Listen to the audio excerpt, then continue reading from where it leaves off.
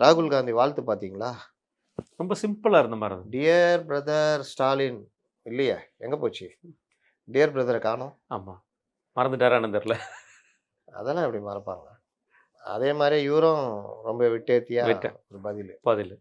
அதனால அந்த ஏதோ உறவுன்றது மனக்கசப்பு இருக்கு. இல்ல அப்படின்றது. ஏன்னா ராகுலு இதுக்கு எப்படிங்க ராகுல்லாம் ஒத்துக்குவாங்க? நீ உட்காந்து ஒவ்வொரு தடவையும் எங்க மேல குதிரை ஏறணும்னா நாங்க பைத்தியமானாங்க.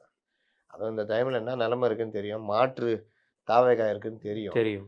இவ்வளோ ஒரு ஆபத்த வச்சுக்கிட்டே நான் திரும்ப திரும்ப தானே சொல்றேன். இவர்கள் வந்து இந்த ஆபத்தை உணராமயே காங்கிரஸ லெஃப்ட் ஹேண்ட்ல டீல் பண்றாங்க.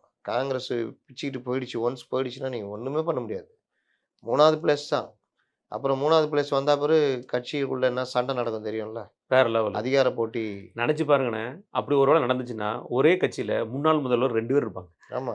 ஓபிஎஸ் இருப்பாரு, இவரும் இருப்பாரு. அப்படி எப்படி இருக்கும் அது நெனச்சு ஆமா. பாக்குறதுக்கு? அப்ப அதெல்லாம் 2 பேருக்குமே அதுக்குள்ள விஷயம் நெறையவே இருக்கும். அதுவே பெரிய ஒரு கஷ்டத்த குடுத்துரும்.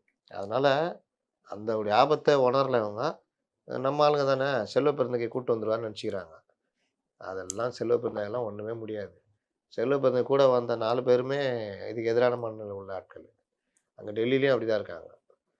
இன்னொன்னு இவங்களால டெல்லியில டாமினேட் பண்ண டாமினேட் முடியல. பண்ண முடியல. கனிமொழிலாம் ஒண்ணும் பண்ணவே முடியல. அது நல்லா அந்த தெரியும். காலம் இதாகி போச்சு. ஆமா.